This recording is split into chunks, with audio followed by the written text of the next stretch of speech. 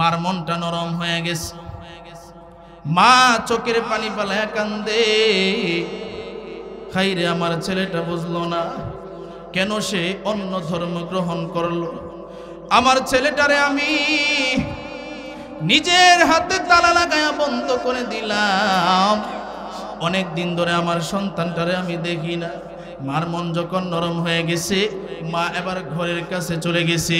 ঘরের কাছে যাওয়ার পর এবার মা দেখি মুসআব সেজদায় পড়ে কাঁদে, কান্না করে করে মুসআব আল্লাহর ডাকে আর ডাক দিয়ে কয়, আল্লাহ আমি তোমার কাছে আমার হাতে যে শিকল লাগাইছি, আমার পায়ের মধ্যে যে তালা লাগাইছি, দরওয়াজার মধ্যে যে তালা লাগাইছে, এই জন্য আমার অন্তরে কষ্ট নাই।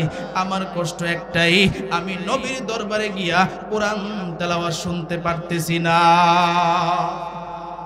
মুসআবের মা সন্তানের যখন কান্না দেখলো, তার কান্না আরো বেড়ে গেল। কারণ মা তো সন্তানের কান্না দেখে মা সহ্য করতে পারে নাই। এই মজলিসে এমনও সন্তান আছে যেই সন্তানের মা নাই, যেই সন্তানের বাবা নাই, আছে না নাই? আরে ভাই, এই কথাগুলো শুধু তারাই বুঝবে যেই লোকটার মা নাই, যেই লোকটার বাবা নাই। মা বাবা থাকতে এতটা বুঝে আসে না, কিন্তু মা বাবা যখন দুনিয়া থেকে বিদায় হয়ে যায়, মা বাবা যে কেমন দামি এইটা কবরে যাওয়ার পরে সন্তানে হারে হারে টের পায়। কথা ঠিক কিনা? এবার মুসআবের মা সন্তানের কান্না দেখে কান্নার আওয়াজ আরো বেড়ে গেল। মানুষ যখন কাঁদে, কান্না যখন বাড়ে, দেখবেন ফুফায়া ফুফায়া বান্দার কান্না আসে। মুসআবের কানের মধ্যে মার কান্নার আওয়াজ গেল। মুসআব যেহেতু সন্তান, এই জন্য মার কান্নার আওয়াজ শুনেই বুঝে ফেলেছে আমার মা। মুসআব সেজদা থেকে মাথা উঠায়া মারে ডাক দিয়ে কয়, মা গো, তোমার মতো পাষাণ মা কেন এখানে আসলা? তোমার মতো পাষাণ এই পৃথিবীতে আর কোনো মা হইতে পারে না। নয়াবাড়ি জামে মসজিদের উদ্যোগে আয়োজিত অধ্যকার মাহফিলের সম্মানিত সভাপতি, প্রধান অতিথি, বিশেষ অতিথিবৃন্দ, মুআজ্জাজ মুকাররম, জাতির মাতার মুকুট, ওরাসাতুল আম্বিয়া হযরত উলামায়ে কেরাম, দূর দূরান্ত থেকে আগত আল্লাহ পাকের আশিকিন, জাকিরিন, শাকিরিন, মুহিব্বিন, মুরব্বিন আযম, আমার কলিজার টুকরা যুবক বন্ধুগণ, স্নেহের ছোট ভাই এবং পর্দার আড়ালে আলোচনা শুনছেন সম্মানিতা মুসলমান মা ও বোনেরা, আল্লাহ রাব্বুল আলামিনের দরবারে আমরা শুকরিয়া আদায় করি যে মহান রব্বুল আলামিন আমাদেরকে ভালোবেসে মহব্বত করে, আদর করে, মায়া করে এই জান্নাতি বাগানে, জান্নাতি পরিবেশে কিছু কথা আমাকে বলার, আপনাদেরকে কিছু কথা শুনবার তৌফিক দান করেছেন। এই জন্য সকলেই শুকরিয়া আদায় করি, বলি আলহামদুলিল্লাহ। আজকের এই মাহফিল হওয়াতে আপনারা খুশি না বেজার? আলহামদুলিল্লাহর আওয়াজে তো মনে হয় না আলহামদুলিল্লাহ জুড়ে বলা যায় না? সকলেই বলি আলহামদুলিল্লাহ। এই যে দেখেন আজকে কত সুন্দর আয়োজন, এই আয়োজন করতে কিন্তু অনেক কষ্ট হয়েছে। কথা ঠিক কিনা বলেন? কারণ এরকম একটা আয়োজন করতে যারা আয়োজক ছিল তারা শুধু বুঝে যে এটার কি জ্বালা যন্ত্রণা। আলহামদুলিল্লাহ, আল্লাহর শুকর। আমার আগে যিনি আলোচনা করেছেন আমার উস্তাদ, আপনারা সকলেই ওনাকে চিনেন। আমরা যখন ছোট তখন থেকেই তিনি আলোচনা করেন। তো উস্তাদদের দোয়া, বাপ মায়ের দোয়া, মুরব্বীদের দোয়ায় আল্লাহ সারা বাংলাদেশে ঘোরাচ্ছে। তো বিভিন্ন জায়গায় বিভিন্ন মাহফিলে দেখি কমিটি যারা আয়োজক থাকে কি পরিমাণ কষ্ট যে তারা করে, কিন্তু কমিটির এতেও কষ্ট লাগে না। কষ্ট কখন লাগে জানেন? যখন মাহফিলে মানুষ হয় না। 2 নাম্বার হচ্ছে মাহফিল শেষে যখন মানুষ সমালোচনা করে। কথাগুলো বাস্তব না অবাস্তব? দেখেন, কোনো মানুষ ভুল ত্রুটি থেকে মুক্ত নয়। আমারও ভুল হইতে পারে, আপনারও হইতে পারে। তবে রসুল বলছেন, দোষ না ধইরা গুণটা দেখো তার ভিতরে কি আছে। কথা ঠিক কিনা বলেন? তো এই জন্য আজকের এই আয়োজন কত সুন্দর। এই আয়োজনটা যারা করেছেন এবং আমরা যারা এসেছি, বক্তা যারা আছে, আমরা একত্রিত যারা হয়েছি, আল্লাহর দয়া ছাড়া কখনো একত্রিত হওয়া সম্ভব ছিল না। কথা ঠিক কিনা বলেন? তৌফিক দিয়েছেন কে? আল্লাহ। আল্লাহ যদি তৌফিক না দিতেন তাহলে এই মাহফিলে আসা আমাদের কারো পক্ষে সম্ভব ছিল না। তোআতে তৌফিক তোআত হামজতু ই আমানত ওয়া ইজাবাত হামজতু। তোআতে তৌফিক তোআত হামজতু इ अमानत व इजाबत हमज़े तू। तौफीक से होती है ये नेमतों की खजीना, तौफीक से होती है ये नेमतों की खजीना। हर मर्द किताबों तो किया और है निशाना, हर मर्द किताबों तो किया और है निशाना। ऐ बंदाए खुदा चाहोगा उनकी मुलाकात, जल्दी से अब बैठे सुनो हजरतों की नसीहत, जल्दी से अब बैठे सुनो हजरतों की नसीहत। एरे नबीर उम्मतेर दल, আল্লাহ রাব্বুল আলামিন আমাদেরকে এই মাহফিলে আনছেন। আল্লাহ যদি তৌফিক না দিতেন তাহলে এই মাহফিলে আমাদের জন্য আসা সম্ভব ছিল না। কথা ঠিক কিনা বলেন? আজকে আমাদের মতো কত মানুষ রাস্তাঘাটে ঘুরে, দোকানপাটে বসে আড্ডা দেয়, চায়ের দোকানে বসে আছে না নাই? আরো জোরে আওয়াজ দিয়ে বলেন, আছে না নাই? কিন্তু আমাদের কপাল কত ভালো,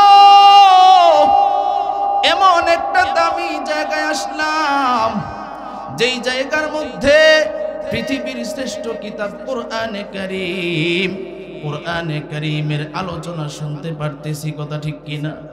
আরে ভাই, এমনও তো যুবক আছে যারা এই শীতের মধ্যে লেপের নিচে ঢুইকা কানের মধ্যে হেডফোন লাগায়া গান সিনেমা দেখতেছে, আছে না নাই? এমনও মুরব্বী আমি দেখেছি, রাস্তাঘাটে চলি অনেক সময় এমন দেখি মাথার মধ্যে টুপি আছে, হাতের মধ্যেও তসবিহ আছে, মসজিদ থেকেও নামাজ পড়া বাহির হয়েছে, কিন্তু চায়ের স্টলের দোকান যে থাকে ওই দোকানের সামনে দাঁড়ায়া টিভির মধ্যে যে সিনেমা নাটক হয়, টুপি মাথার দিয়া তসবিহ হাতে নিয়া সিনেমার দিকে শয়তানের মতো তাকায়া থাকে, আছে না না? আপনাদের কপাল কত ভালো, এমন একটা দামি জায়গায় আল্লাহ আনছেন।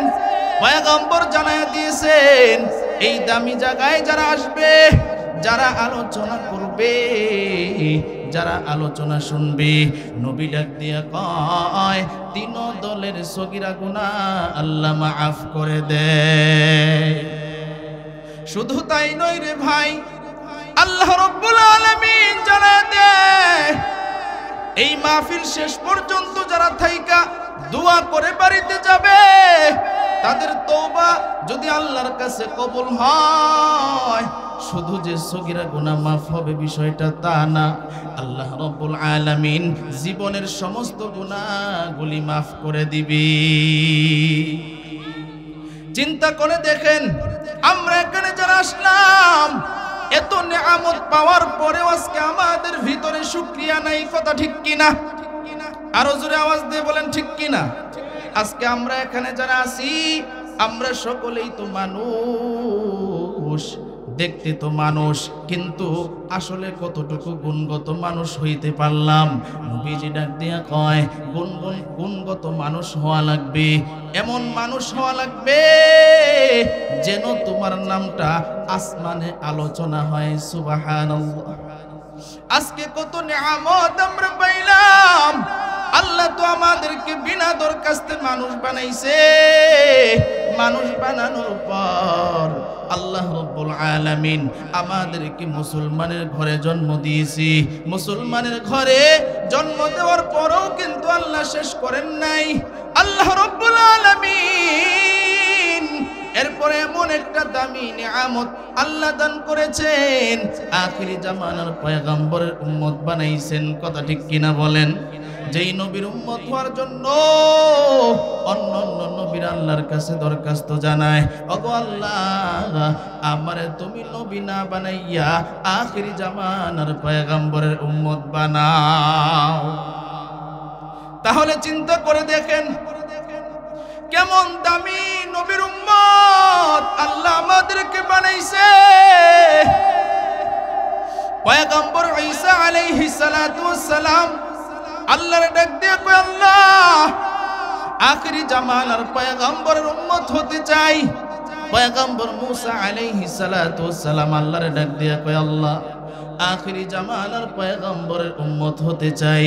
আল্লাহ ডাক দিয়া কয়, আরে মূসা আখিরি জামানার পয়গম্বরের উম্মতের লিস্টি যে আমি আল্লাহ করেছি, এই লিস্টি ফিল আপ হয়ে গেছে, তোমার এই দোয়া আমি কবুল করতে পারবো না। আল্লাহ ডাক দিয়া কয়, ঈসা তোমার দোয়া আমি আল্লাহ কবুল করলাম, কিয়ামতের আগে আমি আল্লাহ তোমারে আখিরি জামানার পয়গম্বরের উম্মত বানায় পাঠাবো। তাহলে চিন্তা করে দেখেন কত দামি আল্লাহ আমাদেরকে বানাইছে। এত দাম নবীর খাতিরে, নবীর উসিলায়। কথা ঠিক কিনা বলেন? সেই নবীর উপরে আল্লাহ 30 পারা কোরআন নাজিল করছেন। কয় পারা? আরো জোরে আওয়াজ দিয়ে বলেন। 30 পারা। আবার কিছু ভণ্ড আছে, কিছু কি আছে কয় কোরআন শরীফ মোল্লারা কয় 30 পারা, আসলে তো 30 পারা না, গোপনে বলি আরো 30 পারা আছে, মোট 60 পারা। জোরে বলেন নাউজুবিল্লাহ। এই সমস্ত ভণ্ড আছে না নাই? মূলত কিন্তু কিচ্ছু জানে না।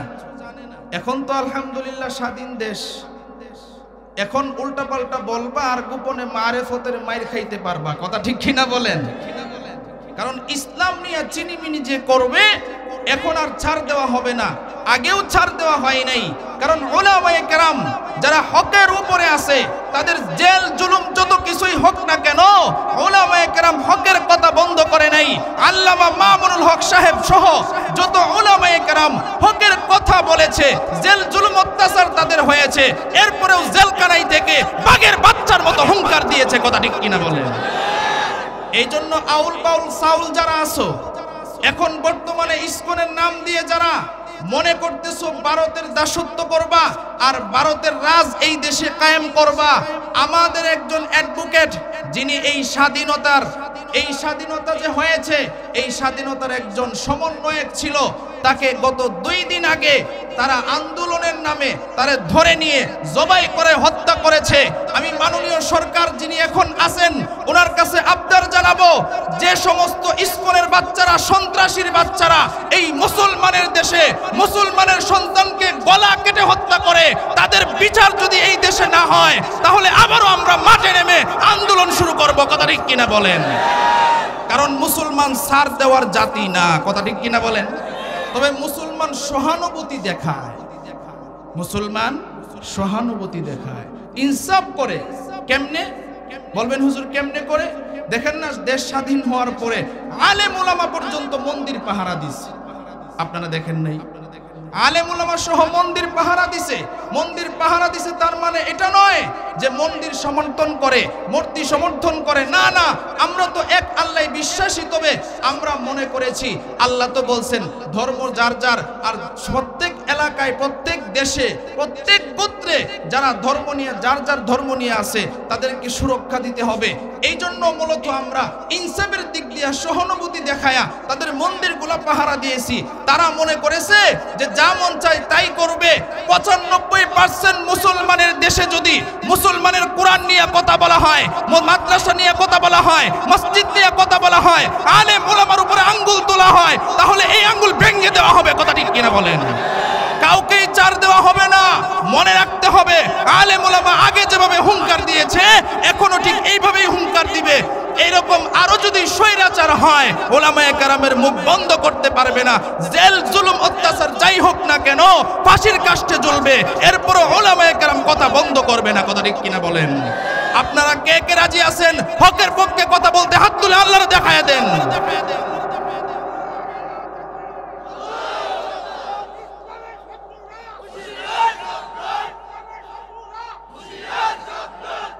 মাশাআল্লাহ, মারহাবা করুন। দেখেন কত যুবকের পুরো দাড়ি পাকনাওয়ালা একজন মুরব্বীর ইমান দেখছেননি? সুবহানাল্লাহ বিতেন না? আরেকটু জোরে বলেন না সুবহানাল্লাহ। আরে ভাই, কোন সময় নরম কোন সময় গরম। যখন নরম হওয়া লাগে আবু বকর সিদ্দিক রাদিয়াল্লাহু তাআলা আনহুর মতো নরম হবেন, যখন গরম হওয়া লাগে ওমরের মতো গরম হইতে হবে। কথা ঠিক কিনা বলেন? নাস্তিক বেঈমান মুরতাদরা তারা মনে করে মুসলমানরা তো একদম এই কোনো কথাবার্তা কয় না। না না, মুসলমান এমন জাতি না, আমি আগেই বলছি, সহানুভূতি দেখায়, তবে তাদের ধর্মের উপরে কথা বললে ছাড় দেয় না। কথা ঠিক কিনা? এই জন্য ভাই, নবীর উপরে কয় পারা কোরআন নাজিল হয়েছে? আরো জোরে আওয়াজ দিতে হবে। কয় পারা? 30 পারা। যারা বলবে 60 পারা, এইগুলার গোপন একটা কামরায় ধইরা এরা কয় মারেফতের সম্রাট নাকি হইছে। তাইলে মারেফত অর্থ হইল গোপন। আপনারাও কইবেন মারেফত হলো আপনি চলেন, তাইলে মারেফতে কিছু জুতার বাড়ি আছে। কথা ঠিক কিনা বলেন? এই মারেফতের জুতার বাড়ি দিয়া সাইজ করবেন, এরপরে দেখবেন আসলে তো কিচ্ছু জানে না, এরপরে আসল কথা বাইরিব, পাও ধরে মাপ চাইব, আসলে আমি কিচ্ছু জানি না। কথা ঠিক কিনা বলেন? এই জন্য ভাই সাবধান হতে হবে। কোরআন শরীফ কয় পারা?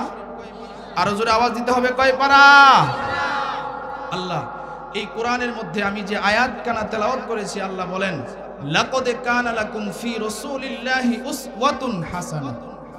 আল্লাহ রাব্বুল আলামিন বলেন তোমাদের জন্য রয়েছে নবীজির ভিতরে উত্তম আদর্শ। সুবহানাল্লাহ বিতেন। এরপরে আরেকটি আয়াতে কারিমা তেলাওয়াত করেছি, আল্লাহ বলেন ওয়ামা আরসালনাকা ইল্লা রাহমাতাল লিল আলামিন। আল্লাহ বলেন যে আমি এমন একজন নবী পাঠাইছি যেই নবী গোটা জাহানের জন্য রহমত। জোরে বলেন সুবহানাল্লাহ। এখন ওই রহমতের নবী কি বলে দেখেন। রহমতের নবী বলে তারাকতু ফীকুম আমরাইন লান তাদিল্লু মা তামাসসাকতুম বিহিমা কিতাবাল্লাহি ওয়া সুন্নাতা রাসূলি। রাসূল বলেন যে আমি তোমাদের মাঝে থাকবো না, তবে আমি না থাকলেও দুইটা জিনিস রেখে গেলাম। এক নাম্বার কিতাব আল্লাহ, রবের কালাম। 2 নাম্বার ওয়া সুন্নাতা রাসূলি, আমি রাসূলের সুন্নত। এই দুইটা জিনিসকে যারা আঁকড়ায় ধরতে পারবে দুনিয়া আখিরাতে উভয় জাহানে সফল কাম হয়ে যাবে। জোরে বলেন সুবহানাল্লাহ। তাহলে রাসূল কয়টা জিনিস আঁকড়ায় ধরার কথা বলছেন? সবাই আওয়াজ দিতে হবে। কয়টা? আরো জোরে আওয়াজ দিয়ে বলেন কয়টা? মাশাআল্লাহ। 1 নাম্বার হইল কিতাব আল্লাহ। 1 নাম্বার কি? মাশাআল্লাহ। 2 নাম্বার হইল নবীজির সুন্নাত। 2 নাম্বার কি? নবীজির সুন্নাত। এখন শুনেন, এই কিতাব এমন একটি কিতাব, রাসূল বলেন মনে কইরো না এটা দুনিয়াবি কোনো মানুষের লেখা। না না, এই কিতাবটা এমন একটা কিতাব যেই কিতাব যদি কোনো ব্যক্তি নাও পড়তে পারে, শুধু তাকায়া থাকবে তো রব তাকে সব দিতে থাকবে। সুবহানাল্লাহ। রব তাকে সব দিতে থাকবে। কেউ যদি কোরআন পড়তে পারে না, কিন্তু মহব্বতের সাথে যদি বুকে জড়ায়া বলে আল্লাহ তোমার কালামকে আমি মহব্বত করলাম, আল্লাহ এটা তো তোমার রবের কালাম। আল্লাহ কয় বান্দা তুই আমার কালামরে মহব্বত করছস, আমি আল্লাহ তোরে মহব্বত করি। সুবহানাল্লাহ। রাসূলের সুন্নাত রাসূল রেখে গেছেন, কিন্তু আফসোস এই সুন্নাত আজকে আমাদের মাঝে নাই। কথা ঠিক কিনা বলেন? এই সুন্নাত আজকে আমাদের মাঝে নাই। এই জন্য ভাই আলোচনা বুঝতে হবে। রাসূল বলছেন যে দুইটা জিনিসকে যারা আঁকড়ে ধরবে দুনিয়া আখিরাতে সফল কাম হবে। তাহলে আমরা দুনিয়া আখিরাতে সফল কাম হইতে চাই কি চাই না? কারা কারা চাই একটু হাত তুলে আল্লাহরে দেখায় দিই। মাশাআল্লাহ, আল্লাহ কবুল করুক, বলেন আমিন। এখন শুনেন, রাসূল বলছেন আঁকড়ায় কিভাবে ধরতে হবে। এখন শুনেন, কোরআনকে এমন ভাবে মহব্বত করতে হবে যেন এই কোরআন দিয়া আপনি জান্নাতে যাইতে পারেন। একজন সাহাবী ছিল, যেহেতু আমার সময় খুবই কম, যে সময়ে আসলে আপনাদের সামনে আমি যে টাইপের ওয়াজ করি এই ওয়াজ করা খুব কঠিন। রাসূল বলেন যে কোরআনকে কিভাবে তোমরা মহব্বত করবা, অন্তর দিয়া জীবন দিয়া হইলেও কোরআনকে মহব্বত করতে হবে। মহব্বত করলে কি ফজিলত শুনেন, বুখারী শরীফ থেকে একজন সাহাবীর নাম ছিল মুসআব ইবনে উমাইর। কি নাম ছিল? মুসআব ইবনে উমাইর। যারা উলামায়ে কেরাম আছেন তারা বুঝে ফেলছেন তিনি কোন তকবার একজন সাহাবী ছিলেন। এই যুবক আরবের 10 জন যুবকের মতো, আরবের 10 জন যুবক সুন্দর ছিল, এর মধ্যে একজন যেই যুবকরে মক্কার যুবকরা আইডল মানত। সুবহানাল্লাহ কইতেন না? এত সুন্দর ছিল, ধনীও ছিল, তার বাপ ব্যবসায়ী ছিল। একদিন আবু জাহেল গেছে গিয়া কয় বাতিজা, কয় চাচা, কয় তোমারে তো দেখতে অনেক সুন্দর লাগে, নেতা নেতা মনে হয়। আবু জাহেল লুপ দেয়, লুপ। খুব ভালো করে বুঝবেন আবু জাহেল কি দেয়, লুপ দেয়। কয় বাতিজা তোমারে দেখতে তো নেতা নেতা মনে হয়, তবে সাবধান, সব জায়গায় যাইবা, আব্দুল্লাহর ছেলে মুহাম্মদের কাছে যাইবা না। জুড়ে বলেন নাউজুবিল্লাহ। আমাদের সমাজেও এমন টুপ দেওয়াই না লুপ দেখানো লোক আছে না নাই? কয় সব জায়গায় যাইবা, তবে যে হুজুররা হক কথা বলে তাদের কাছে যাওয়া যাইবে না। কথা ঠিক কিনা বলেন? কিন্তু যাদের ঈমান শক্ত, যাদের ঈমান দুর্বল না, তারা যারা হক কথা বলে তাদের সাথেই থাকে, আর যারা বাতিল ফেরকা সরকারের গোলামি করে পা চাটে তাদের সাথে থাকে না। কথা ঠিক কিনা বলেন? আপনারা মনে করতেছেন সরকার গেছে গা এই জন্য এই কথা কম। না না, আমার ইউটিউবে অসংখ্য আলোচনা আছে, দেখবেন। কারণ সরকার হোক আর না সরকার হোক, সাধারণ একজন রিক্সা চালক হোক, সে যদি অন্যায় করে, সরকার হোক আর গরিব হোক, তার অন্যায়ের কথাটা বলা এটা আল্লাহর কথা। কথা ঠিক কিনা বলেন? আল্লাহর কোরআনে এগুলো বলে দিছে যে একজন অন্যায় করবে তার কথাটা বলে দেওয়া, এটা আল্লাহ দায়িত্ব দিয়ে দিয়েছেন উলামায়ে কেরামদেরকে। কথা ঠিক কিনা বলেন? আবু জাহেল ডাক দিয়া কয়, ও ভাতিজা, সব জায়গায় যাইবা, তবে আব্দুল্লাহর ছেলে মুহাম্মদের কাছে যাইবা না। এখন সে চিন্তা করে কি ব্যাপার, চাচাই সব জায়গায় যাইতে কইলো, আব্দুল্লাহর ছেলে মুহাম্মদের কাছে যাইতে নিষেধ করলো, কারণটা কি? তিনি এবার মনে মনে নিয়ত করলেন, আজকেই আমি নবী মুহাম্মদুর রাসূলুল্লাহ সাল্লাল্লাহু আলাইহি ওয়াসাল্লামের কাছে চলে যাব। সুবহানাল্লাহ। নবীর কাছে গেলেন, গিয়া দেখে নবী কোরআনে কারীম তেলাওয়াত করতেছে।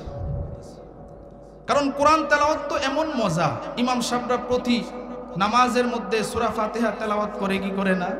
কিন্তু কেউ কি কোনোদিন বলছে যে বেমজা লাগে? বলে নাই।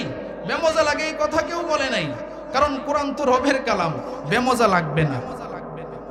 গেছে তো দূর থেকে, যখন নবীজির জবানের কোরআন তেলাওয়াত শুনতেছে, তার চোখ দিয়া ঝরঝর করে পানি পড়তেছে। সে প্রথম দিন এরকম শুনলেন, চইলা গেলেন, মনে মনে ভাবলেন হয়তো বা আবেগ উঠে গেছে, এই জন্য চোখ দিয়ে পানি বাহির হয়েছে। দ্বিতীয় দিন আবার পরীক্ষা করার জন্য গেলেন, আসলে আব্দুল্লাহর ছেলে মুহাম্মদ কি নিজে বানায় বানায় কয়, নাকি এটা কোনো কাছ থেকে, কারো কাছ থেকে এসেছে? সে দ্বিতীয় দিন আবার গেলেন, যাওয়ার পরে দেখে একই অবস্থা, তার চোখ দিয়ে ঝরঝর করে পানি বাহির হচ্ছে। জুড়ে বলেন সুবহানাল্লাহ। তৃতীয় দিন আবার গেলেন, দাঁড়ায় দাঁড়ায় কোরআনে কারীম তেলাওয়াত শুনলেন, দেখেন না একই অবস্থা, তার চোখ দিয়ে ঝরঝর করে পানি পড়া শুরু হয়েছে। চোখ দিয়ে ঝরঝর করে পানি পড়ে, কোনোভাবেই পানি আটকায় রাখতে পারে না। তৃতীয় দিনই তিনি বাড়িতে চলে গেলেন, ভাবলেন আবার আমি পরের দিন আসব। বাড়িতে চলে গেলেন। এই দিন গিয়া তিনি আর বিছানায় ঘুমাইতে পারে না, শুধু মনটা ছটফট করতেছে। জুড়ে বলেন সুবহানাল্লাহ। মন ছটফট করে, কখন জানি সকাল হবে আর নবীর দরবারে গিয়া কোরআনে কারীমের তেলাওয়াত শুনব। মন ছটফটানি শুরু হয়ে গেছে। সকাল হইতে দেরি হয়, মুসআব ইবনে উমাইর নবীর দরবারে যাইতে দেরি হয় না। নবীর দরবারে যাইতে দেরি হয় না। নবীর দরবারে চলে গেলেন।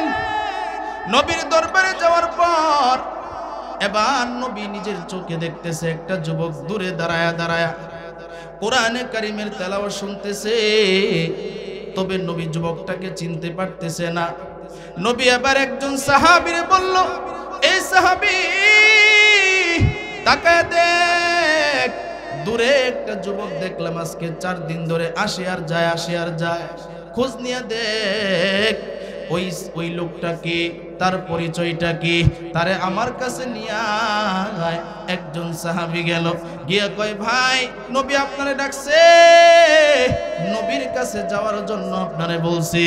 এবার যখন যুবকটারে বলল, যুবক যখন নবীর কথা বলছে, যুবক আর দেরি করে নাই, এক দৌড় দিয়া নবীর সামনে এসে হাজির। সুবহানাল্লাহ, নবীর দরবারে হাজির। কারণ হেদায়েতের মালিক একমাত্র কি? আরো জোরে আওয়াজ দিয়ে বলেন কি? দেখবেন কত মানুষ মসজিদের সামনে দিয়ে হাঁটে, ইমাম সাহেব নামাজে দাঁড়ায় গেছে, এই কপাল পুরা মসজিদে গিয়া নামাজ পড়তে মনটা চায় না। আরেকটা মানুষ বাজার করে আসতেছে, দেরি হয়ে গেছে, জামাতটা ধরতে পারে নাই, একটা জুতা এক জায়গায় ফালায়া আরেকটা জুতা আরেক জায়গায় রাইখা দৌড় দিয়া তাড়াতাড়ি জামাতে শরীক হয়। কথা ঠিক কিনা বললেন? কারণ কপাল যাদের পুরা হয়, এই পুরা কপালে জোড়া লাগে না। কথা ঠিক কিনা? আরে যুবক ভাই, খুব মনোযোগ দিয়ে কথাগুলো বুঝবেন। আপনাদের কিছু দিলের খোরাক দেওয়ার জন্য আসলাম, খুব ভালো করে কথাগুলো বোঝার চেষ্টা করবেন। যুবকটা এবার নবীর দরবারে গেল। নবীর দরবারে যাওয়ার পর নবী যখন যুবকের দিকে তাকাইছে, নবীর চেহারা এত মায়াবী, নবীর চেহারা দেখাই যুবকের চোখ দিয়ে জোর করে পানি পড়া শুরু হইতেছে। আর নবীর দেখাই কয়, ওগো পয়গম্বর, আপনি তো কোনো মিথ্যা নবী হতে পারেন না। ওগো পয়গম্বর, আজকে একদিন নয়, 2 দিন নয়, আজকে আমি 4 দিন ধরে আপনার জবানের কোরআনে কারীমের তেলাওয়াত শুনি। ওগো পয়গম্বর, আমার চোখের পানি আমি রাখতে পারি নাই। আমার বিশ্বাস হয়ে গেছে এটা কোনো দুনিয়াবি মানুষের লেখা কিতাব না, এটা নিশ্চয়ই রবের কালাম। ওগো পয়গম্বর, আমি আর দেরি করতে চাই না। ওগো পয়গম্বর,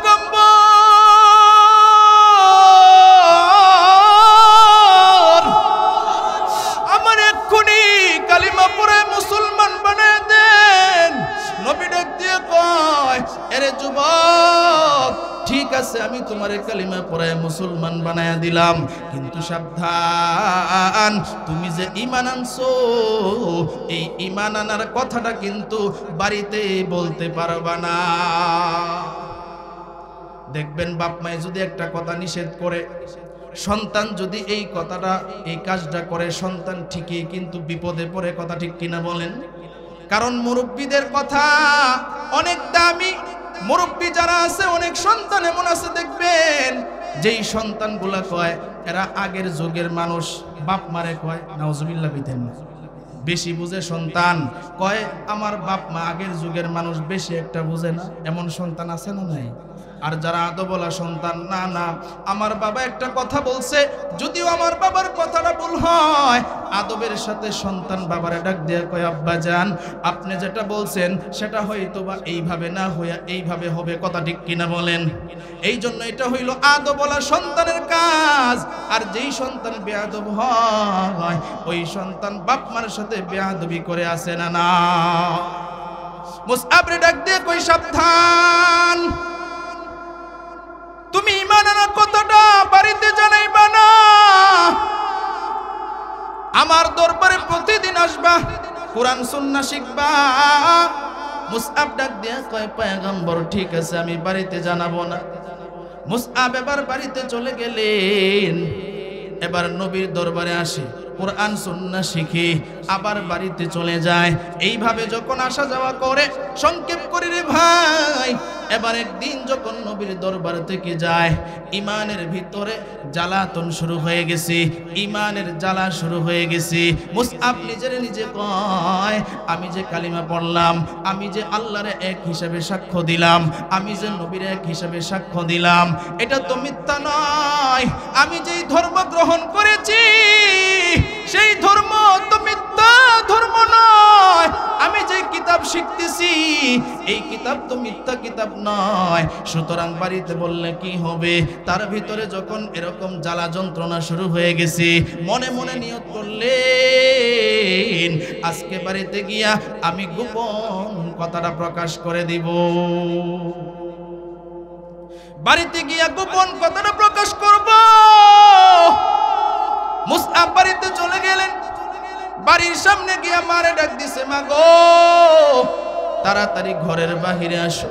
মুসআবের মা ডাক দিয়া কই, সন্তান কি ব্যাপার, এত জোরে তুই তো কোনোদিন ডাকস না। এরে সন্তান আস্তে আস্তে ঘর থেকে বাহির হস, আবার আস্তে আস্তে ঘরের ভিতরে ঢুকস। কি হয়েছে রে সন্তান, কেন তুমি চিল্লাও? মা এবার বাহিরে আসলো, বাহিরে আসার পর ডাক দিয়া কই, মা গো আমি আপনার কাছে একটা গোপন কথা বলতে চাই। মা ডাক দিয়া কই, সন্তান ঠিক আছে গোপন কথা কি বলবা আমারে বলো। বলে, মা গো আমি যে কোথায় যাই জানো? বলে, না রে সন্তান না, তুমি কোথায় যাও আমি সেটা জানি না। বলে, মা গো আমি প্রতিদিন নবীর দরবারে যাই, আর নবীর দরবারে গিয়া আমি কোরআন সুন্নাহ শিখি, আমি কোরআন হাদিস শিখি। এবার মা ডাক দিয়ে কই, কি ব্যাপার রে সন্তান, কোরআন তো এটা মুসলমানের কিতাব, আর আব্দুল্লাহর ছেলে মুহাম্মদ সে তো মুসলমানদেরকে শিক্ষা দেয়, তুই তো মুসলমান না। ডাক দিয়ে কই, মা গো এই কথাটা বলার জন্যই তো তোমারে ডাকলাম, আমি নবীর হাতে হাত রেখে কালিমা পড়ে মুসলমান হয়ে গেছি। না আল্লাহু আকবার, আর জোরে আওয়াজ দিয়ে বলেন আল্লাহু আকবার, আর জোরে আওয়াজ দিয়ে বলেন আল্লাহু আকবার। হেদায়েতের মালিক কে? আর জোরে আওয়াজ দিয়ে বলেন কে? কোটি টাকার মালিক দেখো অভাব হয় না দূর, গরিবে ঘুমায় আরাম করে মনটা বাহাদুর। ফেরাউনের লাশটা দেখো মিশর জাদু ঘরে, খায় না মাটির পোকা মাছি সবাই ঘৃণা করে। হৃদয়ে থাকিবে যার নম্রতা সদা, রহমত আসিবে তা প্রভুর ওয়াদা। বড়র বড়াই থাকলে দিলে রহমত আসবে না, নিজেকে নিজে ছোট মনে করিও সদা। উঁচু জমিন থেকে পানি নিচ জমিনে যায়, তেমনি খোদার রহমত আসে নমরুদের হৃদয়। ভোগবিলাসের বাড়ি গাড়ি পরে হেরবে সব, থাকতে সময় স্মরণ করো আল্লাহ আমার রব, থাকতে সময় স্মরণ করো আল্লাহ আমার রব। আমাদের রব কে? আরো জোরে আওয়াজ দিয়ে বলেন আমাদের রব কে? ইন্নাল্লাযীনা ক্বালু রাব্বুনাল্লাহ সুম্মা ইসতাকামু ফালা খাউফুন আলাইহিম ওয়ালা হুম ইয়াহজানুন। এই কালামে জিন্দা কুরআনে হাকিম, হিকমতে ওলা ইয়াজাল সিতু কাদিম, জামিউল আলম ফিল কুরআনে হাকিম, তাকাসরাআতন ওয়া ফাহামুর রিজালিন, বাকা কুরআন কালামুল্লাহ বসনো, কাদিমাস্তি কাদিমাস্তি নুঈনো। জোরে বলেন আল্লাহু আকবার, আরো জোরে আওয়াজ দিয়ে বলেন আল্লাহু আকবার। মুসআব যখন মার কাছে কথা বলল, মার মাথা গরম, ডাক দিয়ে কয়, সন্তান তুই কি কথা আমারে শুনাইলি? তাড়াতাড়ি তার বাপরে ডাকলো, তার চাচারে ডাকলো, আত্মীয় স্বজন যারা আছে ডাকলো, কই তাড়াতাড়ি বাড়িতে আসো। বলে, তো তাড়াতাড়ি কেন ডাকলা? বলে, তোমার সন্তান যে কাণ্ড ঘটাইছে, তাড়াতাড়ি বাড়িতে আসো, বিচার করিয়া যাও। বাপ আসলো, চাচা আসলো, আত্মীয় স্বজনরা আসলো। বাপ আইসা জিগায়, কিরে সন্তান কি হইছে? ডাক দিয়ে কয়, আব্বা জান আমি সত্য ধর্ম ইসলাম গ্রহণ করে ফেলেছি। ডাক দিয়ে কই, সন্তান কি কস? এই জন্যই কি তোরে আমি আদর করে বড় করছিলাম, তুই কেন বিধর্মী হয়ে গেলি? সন্তান ডাক দিয়ে কই, আব্বা জান আমি যেই ধর্ম গ্রহণ করেছি আমি যেই কোরআন শিখতেছি সেই ধর্ম সত্য, কোরআনও সত্য, যেই নবীর হাতে হাত রেখে কালিমা পড়েছি নবীও সত্য। জোরে বলেন সুবহানাল্লাহ। ওগো আব্বাজান, আপনিও আমার সাথে চলেন, একদিন গেলে বুঝবেন। বাপ আরো তার রাগ উঠে গেল, ডাক দিয়া কয়, সন্তান এক্ষুনি তাড়াতাড়ি বল, ঈমান ছাড়বি নাকি তোরে আমি এক্ষুনি আমি বন্দি করে রাখবো। এবার সন্তান ডাক দিয়া কয়, ওগো আব্বাজান, ঈমান দিতে রাজি নাই, প্রয়োজনে আমি মরতে রাজি আছি। আমাকে যদি হত্যাও করে ফেলবো বাবা, এরপরেও আমি ঈমান ছাড়বো না। ওগো আব্বাজান, ঈমান ছাড়তে পারবো না। ঈমানটা আমি এমন ভাবে আমার ভিতরে ঢুকাইছি, নবী আমারে জানাইছে, লা ইলাহা ইল্লাল্লাহু দাখালাল জান্নাহ। যে ব্যক্তি কালিমা পড়বে সে একদিন না একদিন জান্নাতে প্রবেশ করবে। ঈমান আমি ছাড়তে পারবো না। বাপ ডাক দিয়ে কয়, ঈমান যদি না ছাড়োস তাহলে কিন্তু তোরে আমি বন্দি করে ফেলবো, তোরে আমি এক্ষুনি বন্দি করে ফেলবো। কয়, বাবা যা মন চাই তা করো। তার মারে ডাক দিয়া কয়, ঘর থেকে একটা শিকল নিয়ে আসো, ঘর থেকে একটা তালা নিয়ে আসো। শিকল নিয়ে আসলো, তালা নিয়ে আসলো। এবার মুসআবের হাতের মধ্যে শিকল লাগাইলো, পায়ের মধ্যে শিকল লাগাইলো, লাগায়া কয়, দেখ এখনো সময় আছে, ঈমান ছাড়বি নাকি এখন তালাবদ্ধ হবি। ডাক দিয়া কয়, আব্বাজান, তুমি আমার দেখে মনে হইতেছে আমার ঈমানটা দুর্বল না, না, তোমার এই হুমকি ধমকিতে আমি ঈমান ছাড়তে পারবো না। আমি আল্লাহর এক মানছি, নবীরে নবী হিসেবে ঘোষণা দিয়েছি। ওগো আব্বাজান, আমার জীবন চলে যাবে কিন্তু মুসআবের ঈমান যাবে না। আল্লাহু আকবার, ঈমান যাবে না। বাপ ডাক দিয়ে কই, তাহলে ঠিক আছে। বাপও কম যেদি নয়, ঘরের ভিতরে ঢুকায় ফেললো, এবার তালা দিয়ে ফেললো। মাও কম রাগি নয়, মা ডাক দিয়া কয়, তোরে বুঝি আমি এতদিন খাওয়াইলাম, আজকে থেকে তোর খাবার দাবার সব বন্ধ। এবার মারে ডাক দিয়া কয়, মা গো চলে যাও, তবে মনে রাখবা মুসআবের মরণ এই ঘরের ভিতরেই হবে, কিন্তু ঈমান নিয়া হবে, মুসআব ঈমান ছাড়বে না। আল্লাহু আকবার, মুসআব ঈমান ছাড়বে না। এবার মুসআবের মা চলে গেল, মুসআব সেজদায় পড়ে গেল। সেজদায় পড়ে আল্লাহরে ডাকে, আল্লাহ আমার হাতের মধ্যে শিকল লাগাইছি, আমার পায়ের মধ্যে তালা লাগায়া দিছে, ঘরের দরওয়াজার মধ্যেও তালা লাগায়া দিছে।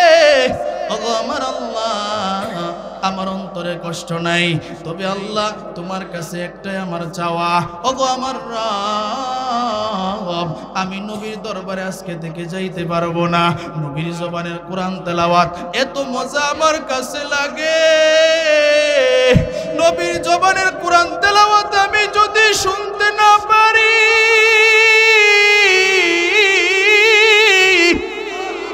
তাহলে আল্লাহ আমি থাকতে পারবো না। ওগো আল্লাহ, তুমি আমার একটু নবীর দরবারে যাওয়ার ব্যবস্থা করিয়া দাও। এইভাবে যখন মুসআব সেজদায় পড়ে কাঁদে, সেজদা আল্লাহর কাছে সবচাইতে প্রিয়।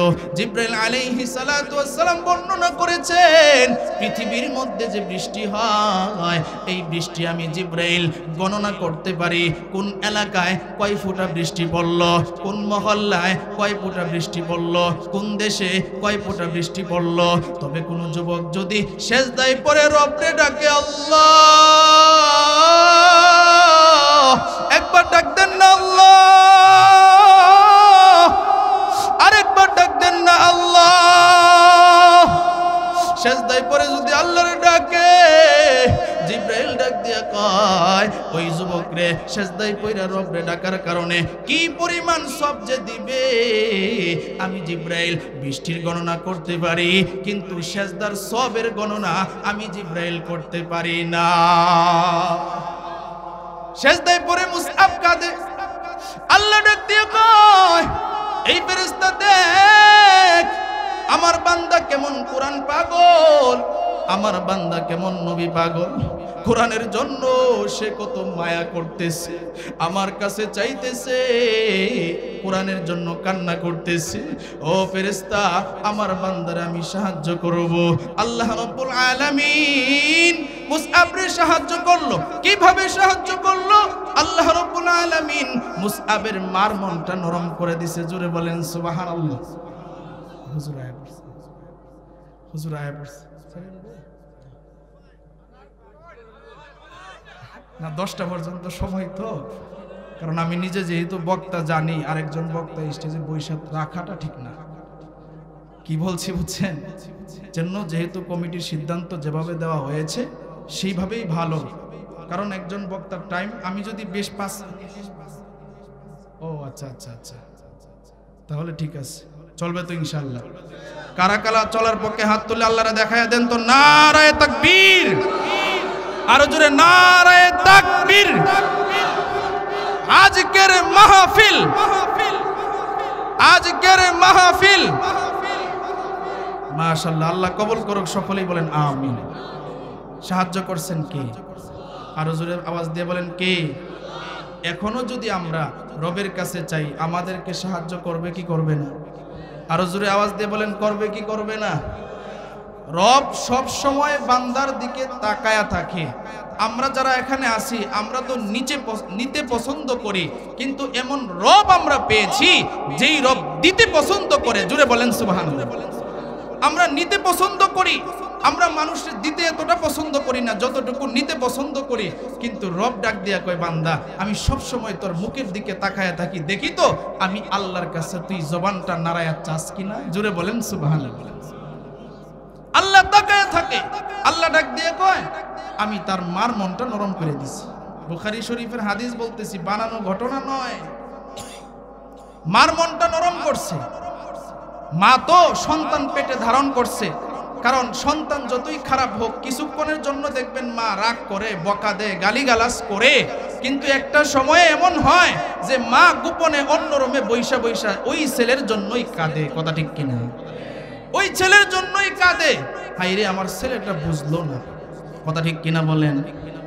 মার মনটা নরম হয়ে গেছে, মা চোখের পানি পালায় কান্দে, হাইরে আমার ছেলেটা বুঝলো না কেন সে অন্য ধর্ম গ্রহণ করলো। আমার ছেলেটারে আমি নিজের হাতে তালা লাগায়া বন্ধ করে দিলাম। অনেক দিন ধরে আমার সন্তানটারে আমি দেখি না। মার মন যখন নরম হয়ে গেছে, মা এবার ঘরের কাছে চলে গেছে। ঘরের কাছে যাওয়ার পর এবার মা এবার দেখি মুসআব সেজদায় পড়ে কাঁদে, কান্না করে করে মুসআব আল্লাহর ডাকে, আর ডাক দিয়ে কয় আল্লাহ আমি তোমার কাছে আমার হাতে যে শিকল লাগাইছি, আমার পায়ের মধ্যে যে তালা লাগাইছি, দরওয়াজার মধ্যে যে তালা লাগাইছে, এই জন্য আমার অন্তরে কষ্ট নাই। আমার কষ্ট একটাই, আমি নবীর দরবারে গিয়া কোরআন তেলাওয়াত শুনতে পারতেছি না। মুসআবের মা সন্তানের যখন কান্না দেখলো,